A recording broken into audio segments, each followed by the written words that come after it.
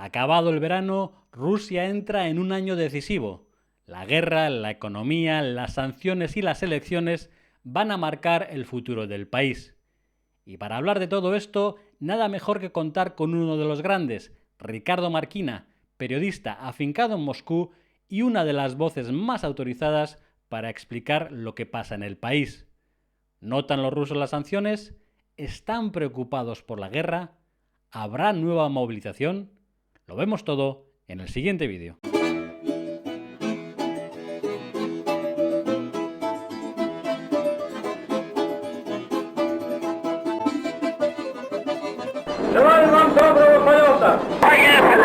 Bienvenidos a Crónicas de la Estepa Rusa. Hoy un invitado que ya estuvo aquí, que dejó su huella en el canal y al que saludamos de nuevo, Ricardo Marquina. Buenas tardes, o buenos días, por ahí. Buenos días, Buenos días. gracias por invitarme de nuevo. Es un placer, ya sabes que aquí esto es como tu casa.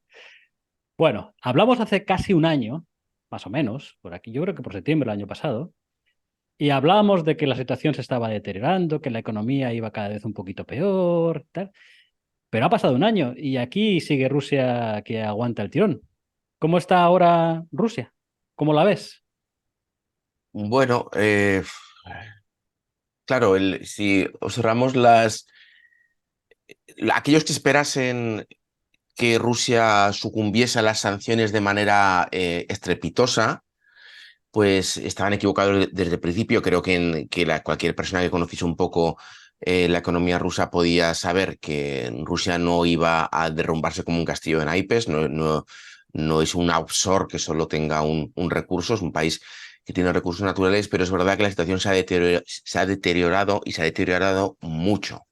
El, m- muchos muchos rusos que marcharon sobre todo después de la movilización, ya han vuelto aquí, ya sea de manera definitiva o temporal, hay muchos que van y vienen, eh, mm, pueden constatar una subida de precios muy notable. Ir al supermercado hoy es entre un 40 y un 70% más caro de lo que era hace exactamente un año en muchísimos productos s- cotidianos. Evidentemente, para todo aquello que es importado, pues o directamente no está o tiene precios que superan el 70, incluso el 100% de lo que estaban hace un año. Es por una cosa, por la falta, por la carestía de estos productos, tienen que importarlos por vía de terceros países y luego por la caída dramática del rublo de estos últimos meses, con lo cual todo lo importado, pues exactamente un año un euro eran 50 rublos, ahora estamos a 110, con lo cual eso se nota en todo lo que se ha importado. Y, como es lógico, los salarios de la gente común, la gente trabajadora, no han subido un 40, un 50, un 70%, han subido pues poco más de un 7 o un 8%. Entonces, el golpe, como siempre, a las clases trabajadoras, a los más frágiles, es muy severo. Luego tenemos un daño, puede ser que no inmenso, pero sí de calado.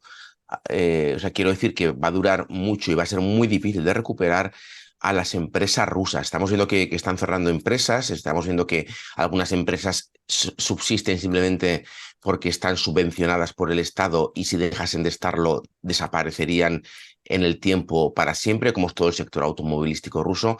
Si vemos las sanciones, los coches occidentales han desaparecido del mercado ruso. Evidentemente siguen llegando por terceros países, pero a precios que un ruso común no puede permitirse comprarse. Ya no digo un Audi o un BMW, no te puedes comprar un Toyota o un Kia. En cambio, el Rusia no ha sido capaz de llenar ese gigantesco vacío, porque con los coches la gente sigue necesitando coches, los negocios siguen necesitando vehículos comerciales, y Rusia no ha sido capaz de llenar ese vacío. ¿Cómo lo ha hecho? ¿Cómo ha llenado el vacío de la necesidad de tener vehículos rodando?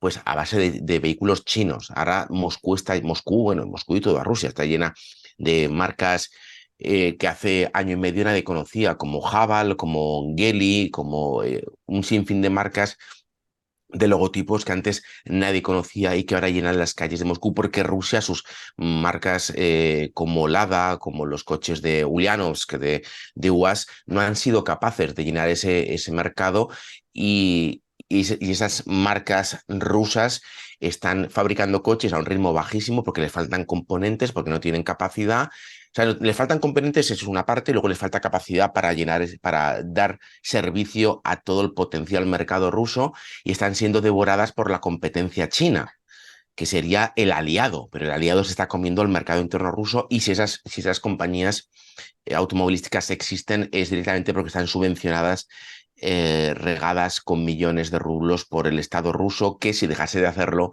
tendría un problema de paro. Tú conoces bien porque has vivido en Ulyanovsk, si de repente UAS para la producción y es un país normal y corriente, no subvencionado por el Estado, pues estaríamos hablando de decenas de miles de puestos de trabajo directos y otras decenas de miles de indirectos, y tenemos un problema de paro en una región ya de por sí empobrecida como es Ulyanovsk. Entonces, la única manera de hacer esto es tener al personal trabajando o sin trabajar, cobrando hay mucho personal de estas empresas teóricamente privadas, pero de un alto componente público, que tienen al personal en casa sin trabajar, cobrando el salario mínimo. Cuando antes cobraban 3 o 4 veces el salario mínimo, los tienen en casa sin trabajar, pero cobrando algo. Entonces, manteniendo esas cifras de paro controladas, pero es un paro técnico. Entonces, si el Estado ruso entrase en bancarrota, esto reventaría como reventó en los años 90. De momento, Rusia es fuerte por los hidrocarburos.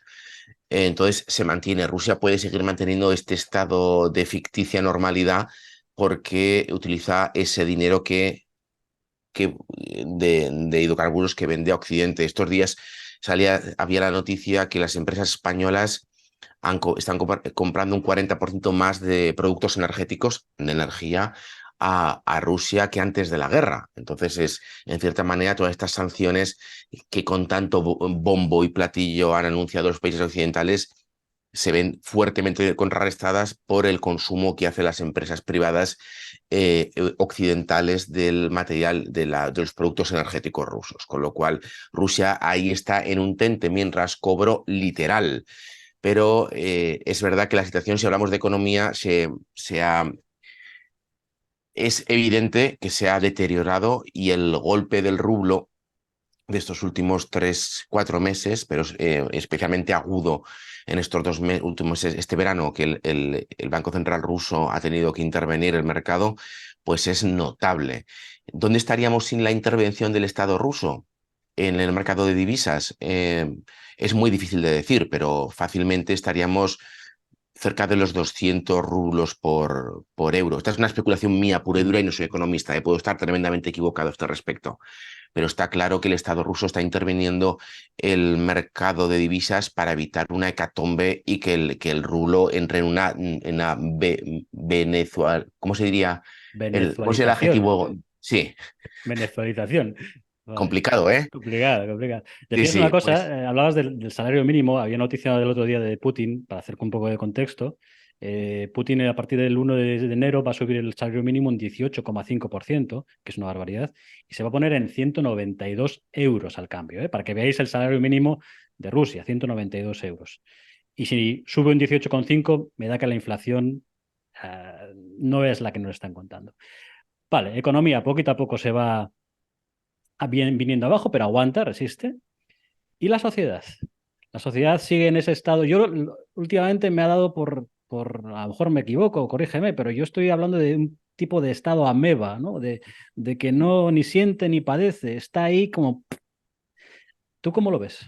bueno, pues hay diferentes estratos de la sociedad.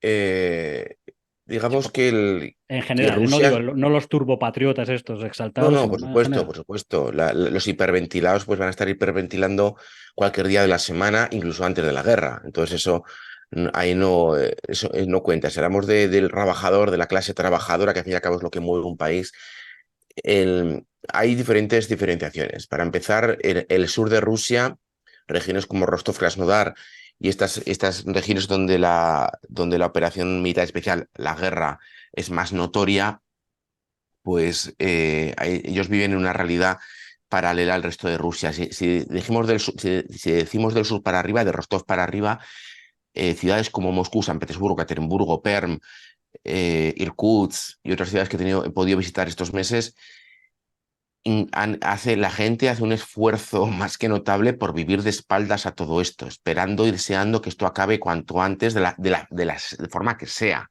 con victoria, derrota, empate o en conflicto congelado. La gente no quiere mirar, la gente no quiere saber, la gente quiere vivir, intenta vivir de espaldas. Es verdad que no siempre se puede porque igual te han llamado a ti a filas, igual llaman a un familiar tuyo, a un amigo, igual alguien ha muerto ya en tu familia o círculo de amigos en la guerra y la economía te afecta. O sea, es imposible, ahora mismo es imposible vivir de espaldas a la guerra simplemente por el hecho económico, porque la economía ya es algo notable que está mal y todos sabemos por qué está mal. Pero aparte de eso, ha habido una serie de acontecimientos que han traído la guerra a la casa de todos aquellos que no querían mirar a los ojos a la guerra. Para empezar, la movilización. La movilización, aunque parcial, fue un golpe muy duro a la sociedad en su conjunto que despertó a estar en guerra. De repente estaban cogiendo a la gente y se la estaban llevando a luchar, quisiera o no quisiera. Ya no eran voluntarios, ya no era el ejército profesional, algo que Putin prometió, que solo iban a luchar soldados profesionales. Primera mentira, bueno, muchas más, pero esa no es la primera, es una más.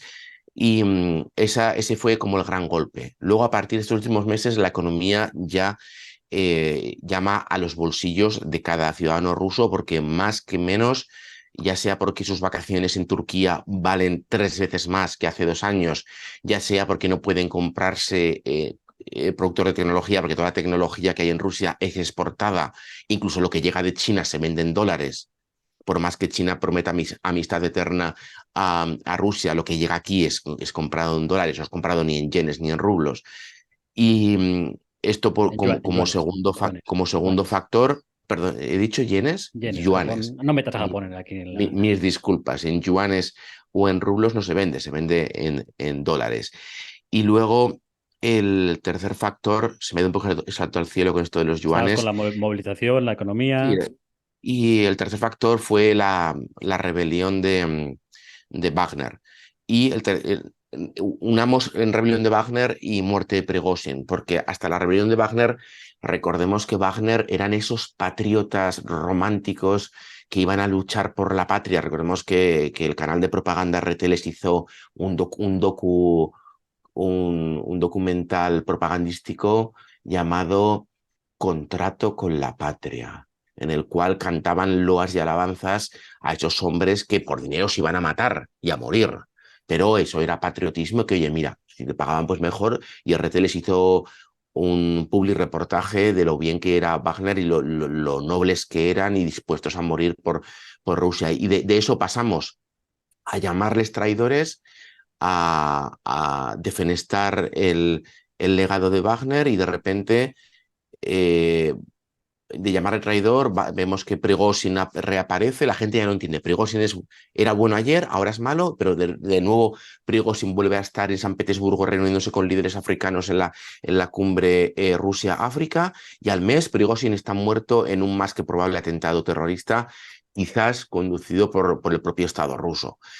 Entonces, claro, la gente está muy desconcertada. ¿Qué puñetas está pasando? De repente hemos tenido una especie de golpe de Estado, hemos tenido tropas rusas mercenarias cuando las compañías mercenarias están prohibidas en Rusia, pero una tropa rusa mercenaria pagada por el Estado ruso está marchando hacia Moscú, luego se le perdona, luego se le elimina.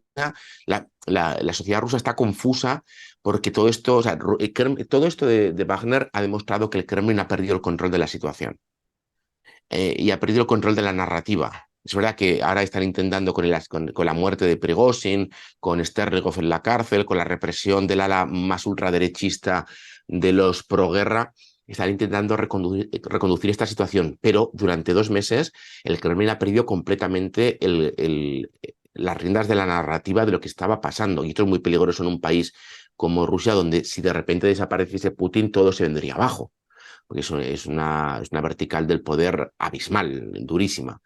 Entonces, todos estos factores han hecho que incluso el más apático y apolítico de los rusos vea que algo está pasando y que no es algo menor, y tener enfrente la guerra. Y, evidentemente, los ataques con drones ucranianos, que ya no son solo en Briansk, en el sur de Rusia, sino que han llegado a Moscú, han llegado al centro de Moscú, a la City a la Moscow City, han llegado a Pskov, en el norte, casi cerca de San Petersburgo. O sea, la guerra está llegando en diferentes sabores a los ciudadanos de la Federación Rusa, y entonces ya es cada vez es más difícil ese esfuerzo que estaban llevando los ciudadanos rusos de vivir de espaldas. ¿Valdrá esto para generar una reacción contraria a la guerra? Yo lo dudo mucho. Además, los ataques con drones ucranianos en Rusia han sido bastante asépticos, a diferencia de los rusos. Los rusos han matado decenas, yo diría que centenares de civiles en ataques con misiles de crucero, que es una barbaridad bombardear una ciudad con un misil de crucero, y con drones iraníes en centro de ciudades densamente pobladas, y hasta ahora en Moscú, en ciudades rusas de interior de Rusia no ha habido ni una sola víctima civil. Militares no sabemos porque Rusia es muy celosa de dar estas cifras, pero civiles no ha habido fallecidos civiles ni en Moscú, ni en Pskov, ni en otros lugares del interior de Rusia. Y Con la lo gente, la cual, gente, la gente nota, o sea, cuando tú en Moscú hablas con la gente, hay cierta inquietud por esa llegada de los drones, otro, bueno, es una cosa que se pasa por arriba o no se nota o no se habla directamente. sí, no. Evidentemente, ahora la gente igual presta más atención a un zumbido en el cielo o a un golpe seco que haya, que resulta que son las obras que están al lado de casa, ¿no? Pero cualquier persona que siga la actualidad sabe que esa posibilidad existe, que está sobre la mesa, que un dron derribado pues caiga en tu edificio de viviendas o que caiga en el centro y pueda causar una masacre. Pero como no ha habido esa masacre, como no ha habido muertos civiles en Moscú, como no ha habido niños fallecidos como se ha habido en Ucrania, como no ha habido escuelas bombardeadas como se ha habido en Ucrania, como no ha habido edificios de viviendas derribados hasta los cimientos llenos de civiles como se ha habido en Ucrania, pues esto aquí pues se ve, hasta ahora los ucranianos han golpeado centros militares, aeródromos militares y edificios de oficinas vacíos por la noche, a las 4 de la mañana. No han bombardeado un edificio de viviendas a las 8 de la mañana cuando la gente está desayunando, como sí ha hecho Rusia con Ucrania. Entonces, al no haber una matanza, no hay esa inquietud, o sea, no hay muertos sobre la mesa, que al fin y al cabo es lo que generaría más inquietud en la sociedad. Ojo, eso, no quiero que se me entienda mal, no es que yo desee que eso pase, es que eso, una cosa es lo que provoca la inquietud. Si de repente lo que ha pasado en Moscú, que es que hay dos edificios de oficinas que han sido levemente dañados a las 4 de la mañana de un domingo, pues bueno, eso no genera la inquietud que sí genera si hubiesen derribado, como en Ucrania, un edificio de viviendas a las 8 de la mañana cuando los niños están preparándose para ir al cole, ¿no? Es una situación diametralmente opuesta, aunque digamos que los dos son objetivos civiles en este caso, pero la falta de víctimas básicamente es lo que no está generando ese nivel de inquietud en la sociedad rusa, que la inquietud está porque evidentemente todos los que vivimos aquí, pues no te voy a mentir, tenemos miedo los que vivimos en un edificio alto de que uno de esos drones pues pueda caer aquí, podría caer en esta ventana ahora mismo o esta noche cuando yo estoy durmiendo, ¿no? Porque cuando estás en una guerra pues son las cosas que pueden pasar. Para que es que el nivel de bombardeo sobre Moscú es ínfimo si lo comparamos con lo que ha sufrido Kiev o otras ciudades como Kramatorsk, o ya no hablar de, evidentemente, Bakhmut, otras ciudades que simplemente han dejado de existir. O sea, no se puede ni por asomo comparar. El otro día hablabas en Twitter o comentabas en Twitter, dejando caer como de dónde vienen estos drones, hiciste la pregunta. Especulemos, vamos a jugarnos unos euretes. ¿Son ucranianos o pueden ser rusos o quintacolumnistas ucranianos que, oye, lanzar un dron cargado con 5 kilos tampoco creo que sea muy complicado desde un bosque a las afueras de Moscú? ¿Tú qué Bueno, opinas? para empezar, yo creo que son ucranianos. O sea, yo me muevo por la máxima, intento llevarla siempre desde cuando estuve en la guerra en 2014 hasta ahora. Si una bomba cae en A, es porque la han lanzado B. Y si una bomba cae en B, es porque la han lanzado A. Esto es así.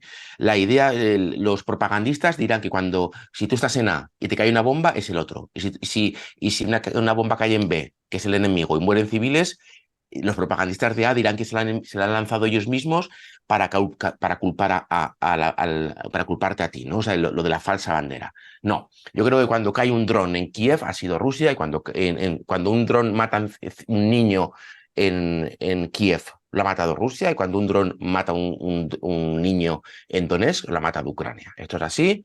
Lo demás es ser un malévolo, perverso, manipulador que se ríe de la muerte de ese niño. O sea que para mí los drones que han caído en Rusia son drones ucranianos. Otra cosa es de dónde puñetas vienen esos drones. Han sido enviados desde la frontera, desde un tipo que lo ha manejado desde Ucrania, o sea, el dron se ha levantado en suelo ucraniano, ha volado 700 kilómetros y ha caído en Peskov. Si es así, Rusia tiene un problemón, porque como puñetas ha volado ese dron 700 kilómetros sin ser detectado ni derribado por las defensas antiaéreas rusas. Si no pueden parar un puñetero dron, ¿cómo van a parar un F-16? Entonces tienen un problema muy gordo. Si es así, segunda opción, que haya activistas ucranianos en suelo ruso que no solo vuelen el dron, sino que hayan ido a Peskov, hayan visto que en el aeropuerto de Peskov que hay aviones de transporte de tropa que son utilizados para Ucrania, lo señalen, lo geolocalicen o lo localicen con láser y puedan enviar un dron desde el territorio ruso. Con lo cual Rusia tiene un problema muy gordo en seguridad interna. O sea, el FSB está fallando si es incapaz de frenar una célula de este tipo en suelo ruso. O sea, o falla Rusia o falla Rusia. Pero el ataque para mí es evidentemente ucraniano, sobre todo porque los ataques han sido muy certeros, han sido objetivos militares. Si pongamos que tú que quieres hacer un ataque de falsa bandera en tu propio territorio siendo Rusia, ¿no? Digamos, especulemos que yo creo que esto no es así, que Rusia quiere coger un dron, explotarlo en Rusia, va a decir, oh, estos ucranianos, y justificar. Primer punto, ¿justificar qué? ¿Qué van a hacer? ¿Invadir Ucrania otra vez? ¿Bombardear Kiev otra vez? ¿Bombardear Leópolis otra vez? ¿Bombardear Odessa otra vez? ¿Matar más niños? ¿Matar más civiles? ¿Matar más soldados? Ya lo han hecho. No tiene ningún sentido. Segundo, ¿por qué bombardear centros militares? Porque si lo que quieres es generar una reacción adversa hacia Ucrania, pues metes una bomba en el metro de Moscú o metes una bomba o haces que un dron golpee un centro público lleno de gente inocente. Y si quieres exacerbar la situación, ¿no? Por Ujú. lo cual yo creo que estos ataques con drones en suelo ruso han sido muy certeros. Han sido todo objetivos militares o drones que han sido derribados de camino a objetivos militares. Por ejemplo, los drones que cayeron en el centro de Moscú, esta es mi especulación, ¿eh? Pero los tres que fueron derribados que cayeron en Moscow City, cayeron allí porque iban en dirección al Ministerio de Defensa, que está allí. O sea, superado Moscow City desde el este, está el Ministerio de Defensa. Para mí me parece lógico que iban para allí. Me puedo equivocar, ¿eh? Igual querían justo acertar en ese edificio. Pero vamos, ya sería casualidad. Entonces, me parece, o sea, intentar mantener la teoría de que es un ataque de falsa bandera, me parece ridículo. Eso sí, la gran pregunta es ¿de dónde vuelan esos drones? ¿Desde Ucrania o desde territorio ruso? Sea cual sea la respuesta, son malas noticias para Moscú. Vale. Eh, Siguiente tema que ahora va a estar dentro de un mes, empezaremos yo creo a hablar mucho de él. Movilización, segunda gran movilización. El Run Run, Radio Makuto, el señor Kartapalov en la Duma dice cosas y todos entendemos que va a caer una segunda movilización. En tu opinión, ¿habrá? ¿No habrá? Sí, sí la habrá porque tú no haces estas leyes para no utilizarlas. Todo el paquete legislativo que se ha ido preparando, sobre todo antes de verano, estas leyes de que la carta para ir al Wayenkomat, para ir a tu oficina militar, será digital y en el momento que esté digitalizada tú ya no puedes. Antes te la tenían que dar en mano. Si no te la daban en mano, no estabas oficialmente notificado y tenías tiempo para salir del país, que es lo que hicieron cientos de miles de rusos. Ahora no, esa oportunidad ya ha desaparecido. Luego eso por un lado. Luego las leyes de multar y penas de cárcel, inhabilitación social, o sea, no puedes trabajar para el Estado, que te quiten el carnet de conducir si no te presentas en tu oficina militar o si no a, a presentar tus papeles, ya no para movilización, sino simplemente para tener tus papeles militares. toda esta búsqueda de dobles nacionales para obligarles a tener el papel militar. Esto es el registro en tu oficina militar. Todo eso no lo haces si no lo piensas utilizar. Han preparado todo el terreno para que no pase lo que pasó la última vez, que salieron más de 100.000 personas, cientos de miles, salieron pitando de Rusia. Vimos imágenes bochornosas para ese supuesto patriotismo ruso, de fronteras colapsadas en Kazajistán, en Georgia, vuelos a Armenia agotados, vuelos a Georgia, un país enemigo como Georgia, agotados, la gente saliendo como podía por Finlandia o por Estonia, países de la OTAN, la gente sacándose como locos abuelas judías del árbol genealógico como fuese, comprando a los rabinos pasaporte israelí. O sea, de este tipo de cosas sacan los colores a Rusia porque de repente ves que centenares de miles de personas, de varones en edad militar, no quieren saber nada de tu guerra. Entonces, para que esto no vuelva a pasar, han preparado todo este paquete legislativo que se engloba en esta idea de bloquear una posible salida masiva. ¿Y para qué bloqueas una salida masiva? Porque va a haber una segunda movilización. O sea, las probabilidades son muy altas. Yo creo que va a haberlo, pero igual no, porque es verdad que lo que están intentando ahora es ofrecer mucho dinero a aquellos que van a la guerra de manera voluntaria. Estamos ahora en casi medio millón de rublos al mes para aquellos que van a la guerra. Has hablado hace unos minutos del salario mínimo, 18.000 rublos. Imagínate que eres un trabajador, no Moscú no Rusia, imagínate que eres un Ulianovsk. trabajador, Ulianovsk. no, güey, en Sí, Ulianos aún sí, puede, sí, ¿no? sí, sí, En sí. Ulianos aún te puedes sacar 30, 50, 60.000 rublos. Da, sí, dale, anda, diría aquel. Después, Date con un pongamos canto una con nube, 25.000. pongamos una nube y que tú sacas 20.000 rublos al mes y eres un puñetero Dimitri de la vida, alcoholizado, que trabaja que eres tractorista 5 horas a la semana porque no hay más hay en Ulan Ude que tu tractor que has comprado con una hipoteca a la que apenas llegas a pagar para preparar el terreno de las patatas a tus vecinos y trabajas 5 horas a la semana. Sacas unos 20.000 rublos para ti y tus 4 hijos, porque la gente hay hijos a mansalva, eh, y no, evidentemente no te llega. Y te ofrecen medio millón de rublos al mes. Ojo, 20.000 rublos contra medio millón. 500.000. 6 meses, haces cuentas. Dices, bueno, si sobrevivo, o sea, y entonces el Dimitri piensa, bueno, no tengo por qué estar en la trinchera, pues igual me mandan a cargar camiones, igual me estoy en Senfirópol, ¿sabes? Rellenando granadas, igual estoy, ¿sabes? Igual estoy también, pues hoy en Donetsk, pero estoy haciendo guardias en una garita en la ciudad, ¿sabes? Pues igual tengo suerte. Y si sobrevivo, vuelvo con varios millones de rublos y si no sobrevivo, la mujer le dice, ve, ¿sabes? Porque no sobrevives, a mí me cae la subvención. Me cae no subvención, La ayuda, no la ayuda. la La compensación por compensación haber esa. perdido un familiar directo y por los hijos y por la mujer. Entonces, de esta gente está yendo mucha gente. Evidentemente, no es personal de calidad, es carne de cañón. Pero como he dicho muchas veces, y no lo comenté alguna vez contigo, y es una de mis teorías, el plan de Rusia pasa por ahogar a Ucrania en sangre, pero en sangre rusa. Meter y meter y meter más y más gente para sobrepasar a los ucranianos por cantidad, sin pensar cuánta gente estás dejando por el camino, pues para ganar esta guerra, pero eso, ahogándolos en sangre rusa. Esta es la táctica. Yo no veo otra, porque no hay personal de calidad, no hay armamento de precisión, no hay personal preparado. El personal preparado desapareció, fue aniquilado o herido durante el primer mes de guerra. Las unidades espetnas y paracaidistas fueron diezmadas, masacradas, aunque el comandante Peskanov nos diga todo lo contrario, pues esa gente fue aniquilada.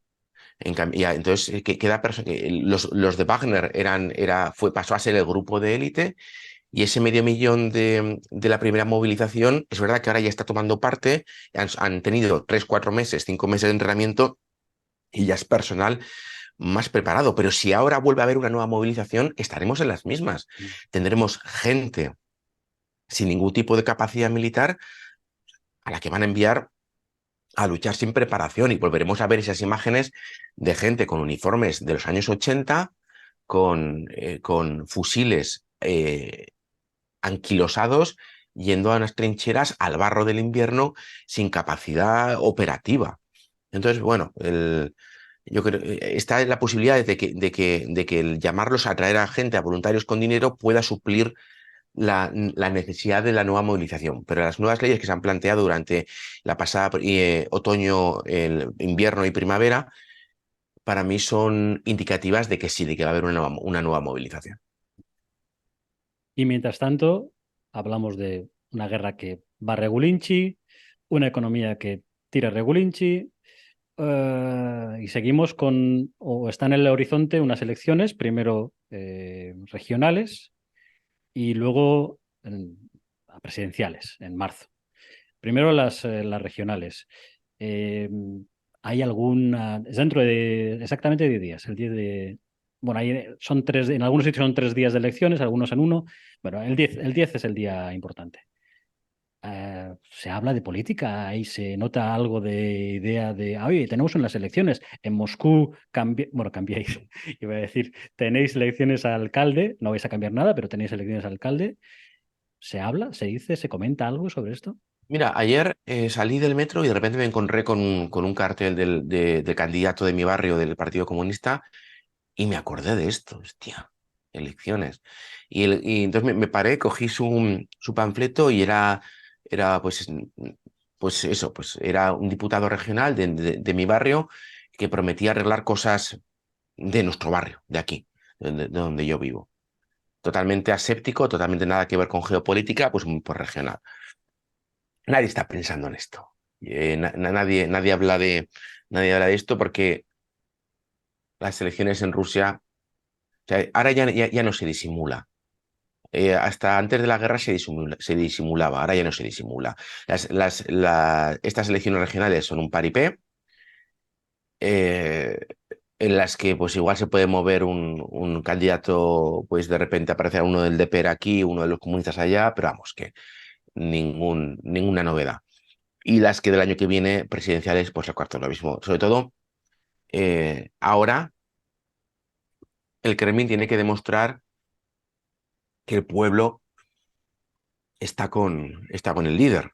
Y eso significa que no puede haber un cambio de repente gordo de diputados regionales, ni siquiera. Ya no digo evidentemente. O sea, Putin va a ganar modelo Lukashenko o modelo Kadyrov. Putin va a ganar con un 80 y tantos por ciento, cercano al 90.